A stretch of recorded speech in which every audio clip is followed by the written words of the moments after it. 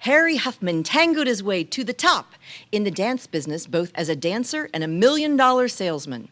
His success was a dramatic contrast to his beginnings behind the slate gray walls of a Catholic orphanage, where, like a scrawny Huckleberry Finn, his outlandish antics and crazy capers drove the nuns into frenzy.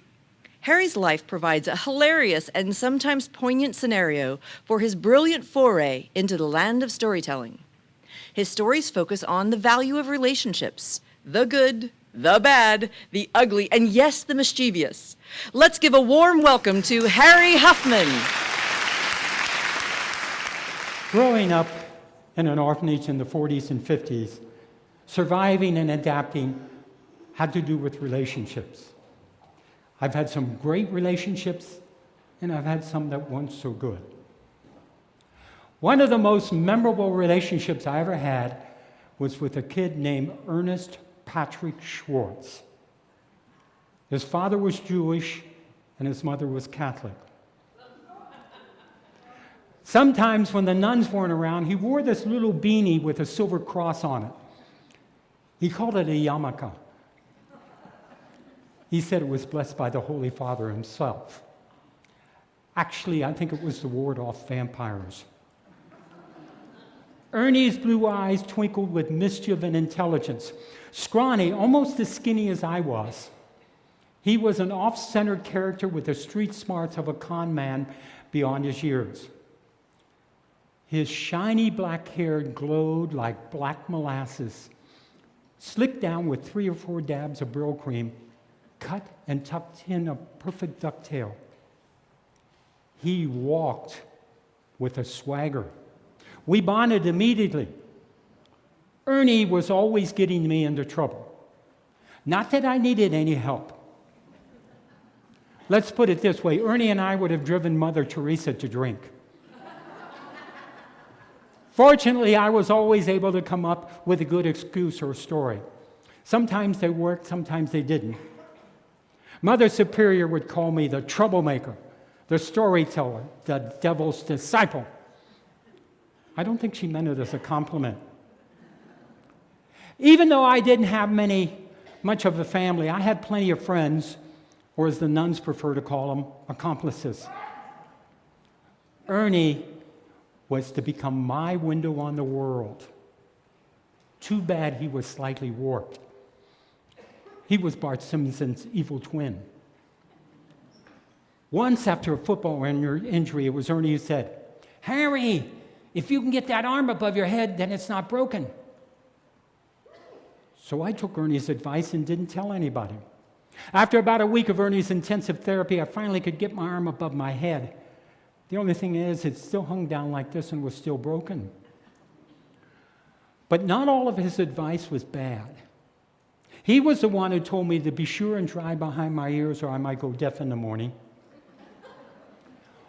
Or by looking at an impure picture, I might go blind. Had a couple close calls on that. Like all organizations, there's a hierarchy in a Catholic orphanage. If you were a boy and you wanted to climb that spiritual ladder, you had to become an altar boy. Now, I had certain misgivings about wearing something that looked like a maternity dress with lace. But Ernie said, "Yeah, Harry, it may look stupid, but it'll gain us into the access of the church's wine." Ah, the wine. In those days, you might say that Ernie and I were the early version of the Gallo brothers. We held private wine tastings every Thursday evening in the sacristy by reservation only. By the end of the school year, thanks to our thoughtful replenishment of holy water to Burgundy, Christ's blood was becoming anemic, and Father Flanagan was on the wagon. I believe we were responsible for the first blush wine. Too bad it was before its time. Overall, Ernie was right. Being an altar boy was definitely a good career move. Not only did we get to drink, but we learned to speak in the holy code of Latin. Mea culpa, mea culpa, mea maxi culpa. Which means, I'm sorry, boy, am I really sorry.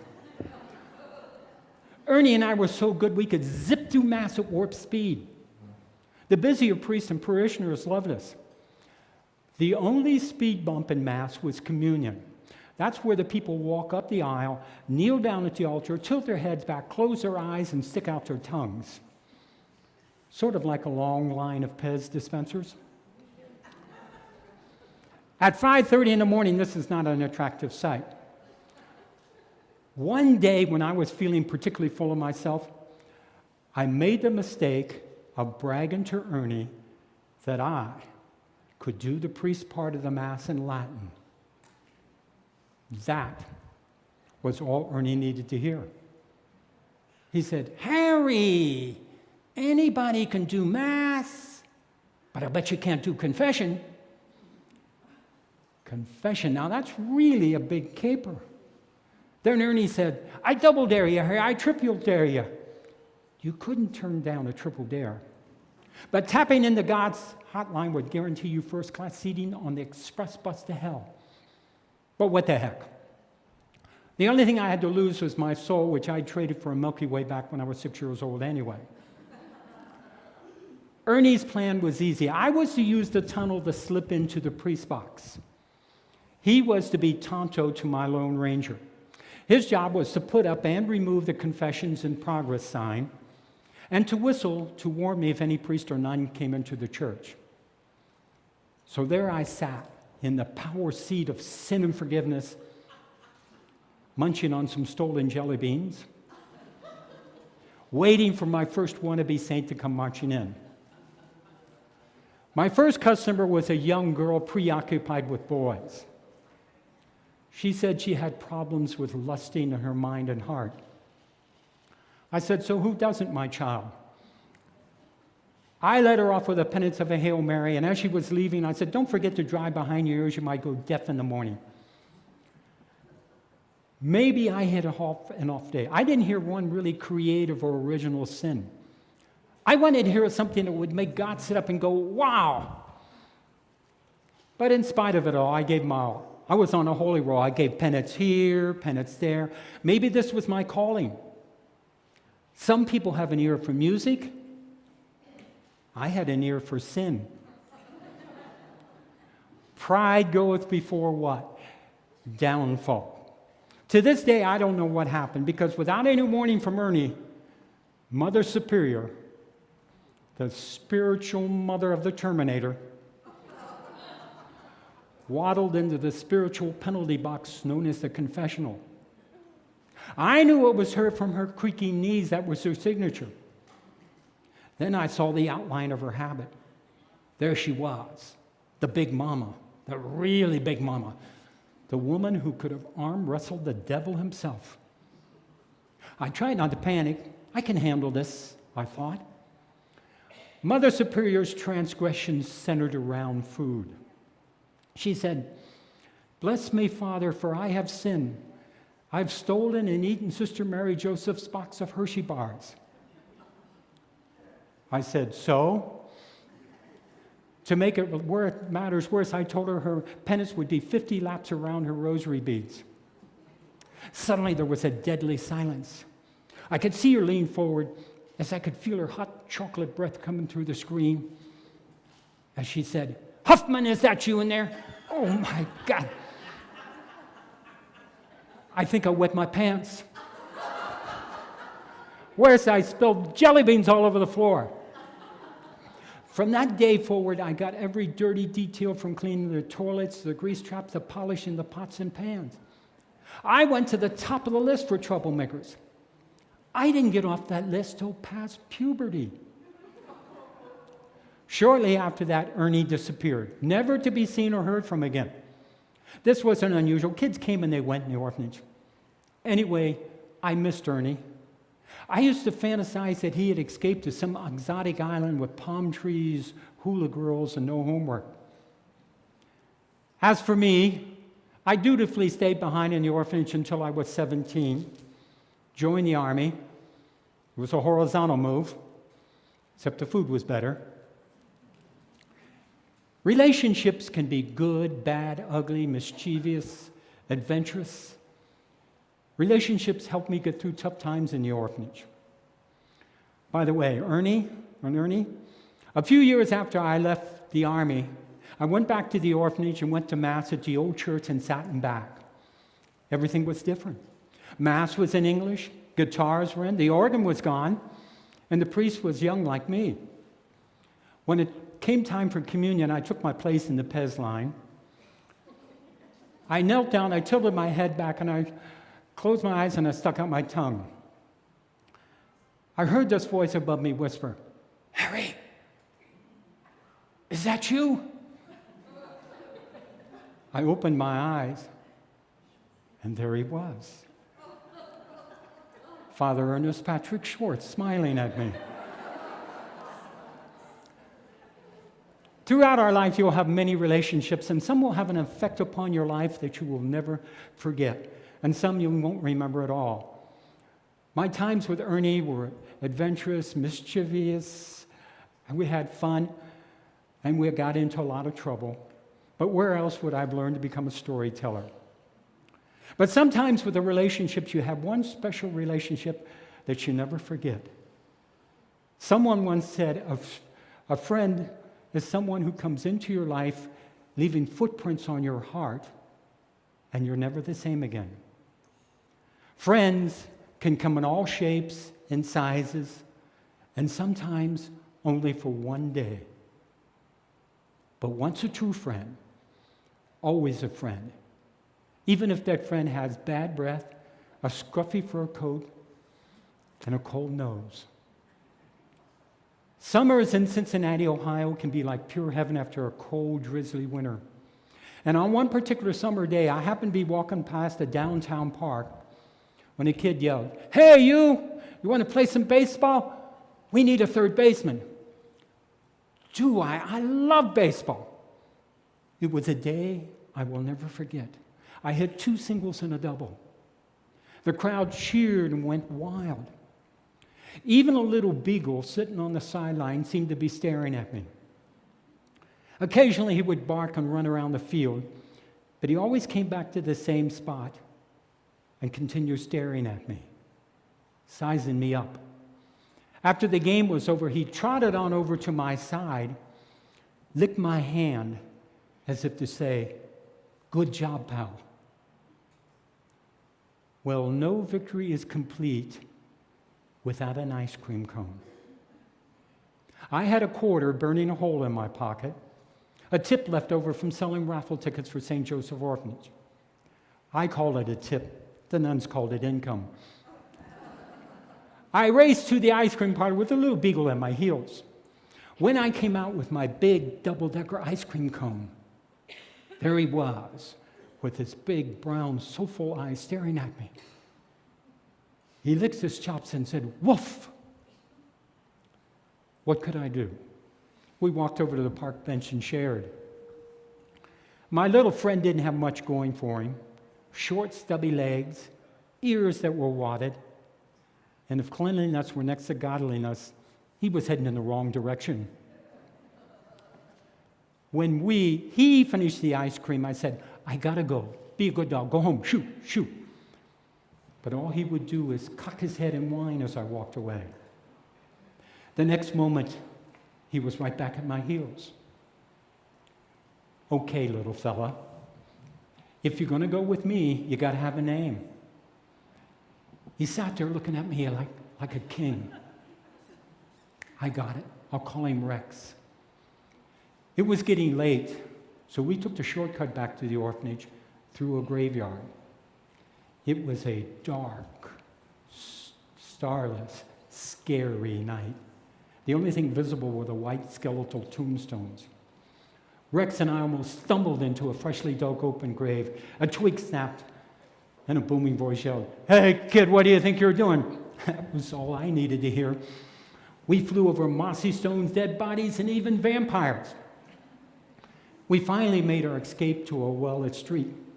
We were still a mile from the orphanage. We were still running. Fear provides a lot of momentum. Suddenly there was a short blast from a siren as a police car pulled up and a policeman got out. "What are you doing out so late, son?" "Selling raffle tickets for St. Joseph Orphanage." Is that your dog? Yes, sir. Then call him. I got down and prayed. Here, boy. Here, Rex. Then woof. Amazingly, he came right to me. Okay, son, you and the dog in the squad car. I'll take you back to the orphanage. I was in deep trouble. Please, officer, can't you take me around the back? I got to sneak in and the nuns are going to kill me. I'm sorry, son, I got to take you to the front door. We were approaching the orphanage when suddenly he put on the brakes, turned to me and said, I'll take you around the back. As Rex and I were jumping out of the car, the officer said, by the way, how much are your raffle tickets? 10 cents a chance, $1 a book. I'll take 3 of them. As he handed me $3. Before I could thank him, he was gone, leaving Rex and me alone, but still together. Now, where to hide Rex? I know, I'll put him in the boiler room. I got some food from the garbage can, found an old tin can filled with water, and got a bunch of rags and made a bed. Rex happily hopped up on his throne. Luckily, I was able to sneak back in without a major incident, a first for me. Next morning, I snuck into the boiler room. Rex's tail was going wild as I gave him more food and a much-needed bath. However, much to my surprise and my sorrow, someone had squealed, and I was confronted by Sister Mary Agnes. You can't keep the dog, Huffman. But I found him, sister. He's mine. I'll take care of him, I promise. No, you can't keep the dog. We don't have room for him here. But don't worry. We'll find a nice home for him. In the meantime, you can take care of him. I know. I needed Rex as much as he needed me. Around 5 o'clock, Sister Mary Agnes announced that Rex's new owners had arrived. A shiny car sat in a parking lot with a man, a woman, and a little boy looking out the window. I walked with Rex. The little boy jumped out and called, "Here, boy! Here, boy!" His name is Rex. He looked at me, and I looked at him. "Here, boy. Here, Rex." Rex didn't move. He sat as still as a post. "It's okay, Rex. You can go. I will always love you." He looked back, gave me a signature bark, woof, and jumped in the car with his new owners. I couldn't look as the car drove out of sight. Took me days, no weeks. Actually, I never got over it. Looking back, I learned a lot about love from Rex. I learned that someone who couldn't talk, didn't have a name, and needed a bath could lick my hand and make me feel like a king. I also learned that love sometimes means letting go. On that beautiful, warm summer day, a miracle came together with a skinny orphan, a scruffy dog, a policeman with a compassionate heart. He knew a lonesome boy and a lonesome dog needed each other, if only for a day. Sometimes you can find a friend in the most unexpected places. And when you give the gift of unconditional love and affection, you might find a treasure that'll leave paw prints on your heart. The power of a friend. Know the power of love. How many of you remember your first love? How many of you remember your first kiss? Growing up in the orphanage, a couple of things that helped me through tough times was baseball and movies. Every month or so, a local theater would bring a movie into the orphanage to show the orphans. Back in the 40s and 50s, as many of you know, movies were censored. You couldn't show a couple making love. You couldn't show a couple in the same bed. They had to have twin beds. There was no king size or queen size bed. In a romantic scene, the camera would zoom in as a couple was kissing, and then all of a sudden switch off to an open window where curtains were violently blowing against the wall. Or a fireplace, and suddenly the fire would just roar. Or even better yet, waves crashing up on the shore. Back then, I thought sex had something to do with earth, wind, and fire. It was also the time I began getting impure thoughts. It got so bad, I had to go to confession. Back then, you have to understand, they didn't have Dr. Phil, Jerry Springer, or National Enquirer. There was the confessional.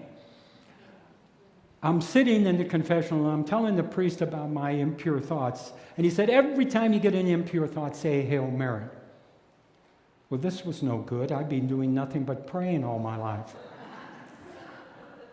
I'm kneeling in the pew and doing my penance, and I'm talking to God. I said, God, if you could cut this desire by 50%, it would really help a great deal. Funny thing is, when I turned 65, I'm back in that pew, and I'm talking to God, and I said, God, remember when I asked you to cut that desire by 50%? Can you give it back? He didn't answer. I think he was talking with Mother Teresa. My other great love was baseball. I could play baseball all day and night. And one of the kids I used to play with was Gerald Myers. Now, Gerald had a twin sister named Geraldine. We called her Jerry for short. She was a small, scrawny string of a weed. She couldn't weigh more than 50 or 60 pounds. She was always coming around making a pest of herself. We kept running her off, but she kept coming back. Jerry was different than her brother Gerald. Gerald and I were always getting into trouble. Jerry did everything the nuns told her. She was good. She was so good, she could have been a centerfold in a prayer book. That all changed when we turned 15. A local Rotary clubber was going to throw a Halloween party for the orphans. Neighbor can provide the refreshments and the costumes. It was going to be held on the 5th floor of the orphanage, which was our gymnasium. To this day, I don't remember what I wore, but I can tell you what Jerry wore. She wore this gypsy fortune teller outfit. She had these big gold loop earrings shining through her dark raven hair. Her deep-set eyes were like limpid pools, begging me to come closer and closer. She had gone from this scrawny kid to a beautiful, curvaceous rose.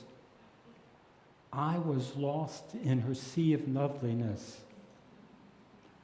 Suddenly, there was a scent of wild orchids in the air.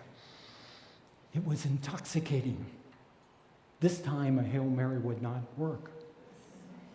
Suddenly, as if time stood still and we're the only two in the room, she took my hand to read my palm.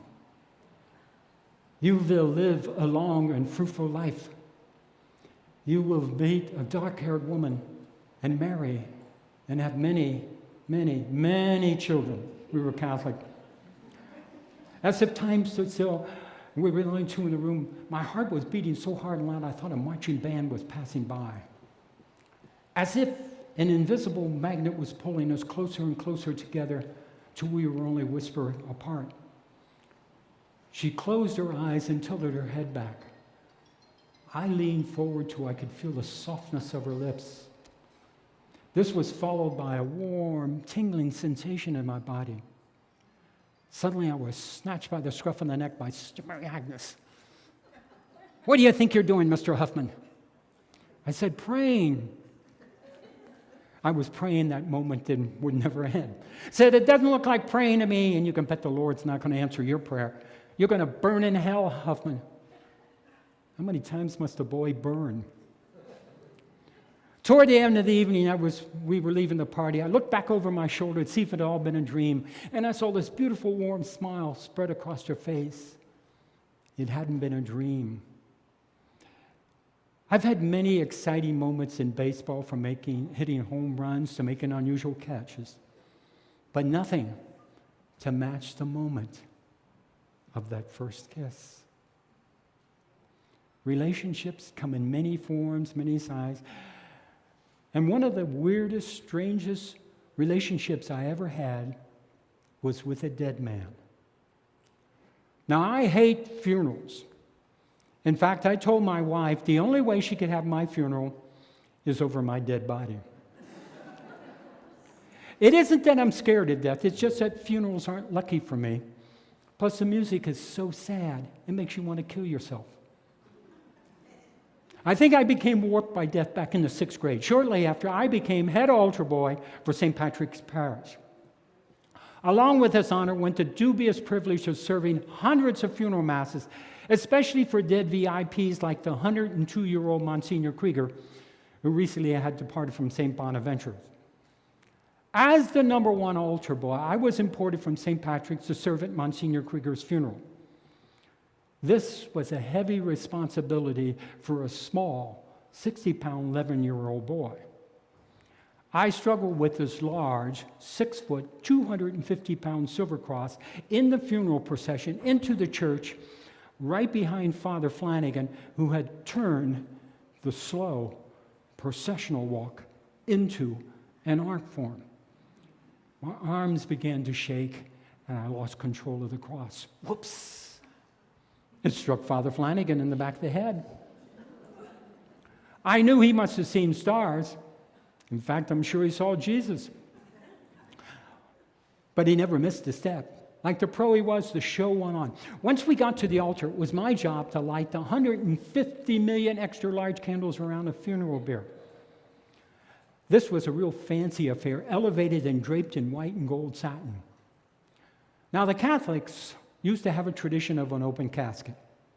Why they did this, I don't know. Probably to make sure the body was dead. As the main altar boy, I was stationed at the head of the casket, and my friend Bobby Martin was stationed at the foot. This was a really big funeral, and they closed all the Catholic schools for the day. The nuns and priests came from all over Ohio to pay their last respects to the ancient Monsignor Krieger. As everybody filed past the casket, they all said the same thing. My, how good he looks. That's all anybody said. Not what a good person he was. I thought, holy moly, if this is looking good, how bad did he look when he was alive? I remember staring at him intently to see if I could catch him breathing. Special game I used to play with all the dead guys. It helped pass the time. Besides, what if some terrible mistake had been made? He was just in a deep sleep about to be buried alive. Somehow I felt responsible because I was the one swinging the incense around his head, making everybody woozy and sick, including myself. Now, I could have handled the woozy and sick part, but I hadn't been able to visit the boys' room because of that long bus trip from St. Bonaventure. So there I was, stuck, serving the longest Mass in recorded history with only one thing on my mind. I began to fidget. Meanwhile, Father Flanagan was now up in the pulpit and beginning his eulogy. And boy, did he love eulogies. And the only thing he did slower than walk was talk. I started to rock back and forth when suddenly, just as Father Flanagan said the devil never got to Monsignor, I bumped into a candle. And whoa! It was Monsignor Flambe. As the drapes of the funeral bier exploded into a ring of fire. I'd never seen anything like it. It was like that Johnny Cash song. I fell into that burning ring of fire, and he burned, burned, burned. Wow, Monsignor was about to go up in smoke, and Catholics didn't believe in cremation. I was stunned and unable to move. Unbelievably, Father Flanagan continued with the eulogy. Oblivious to the gas or the fire and smoke and look up from the casket. The nuns were madly scurrying around behind the Monsignor, throwing holy water on the Monsignor, slapping him with handkerchiefs and towels. Finally, they got the fire out. The drapes of the funeral bier were destroyed, and the Monsignor was a little bit on the charred side. But for all intents and purposes, he looked good for a chimney sweep. Mass continued on as though nothing unusual happened. Remember Bobby Martin? Well, he singed his hair in the fire. All the other altar boys were avoiding me, not because of the fire. I think my cassock was a bit damp. Had to be the holy water. The nuns did the worst thing they can do. Huffman, we will deal with you later. I envision an all-nun firing squad. So you can see why I hate funerals. I realize people go through life unscathed. They don't break any bones, cause any accidents, or do anything unseemly. That's why they're going to heaven. I, however, was born in a different category, which is why I'm probably going to hell. As I ponder the mysteries of death, if you think about it, I did the Monsignor a big favor. After all, he did go out in a blaze of glory.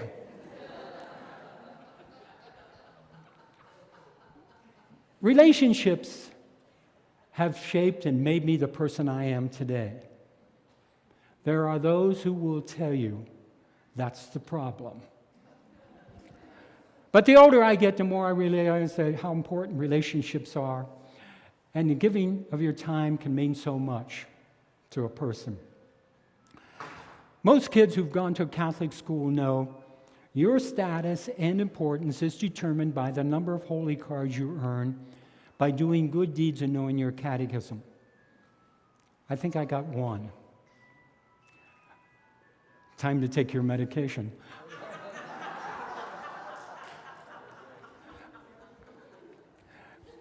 At St. Joseph Orphanage, where I grew up, it was baseball cards that trumped holy cards in status.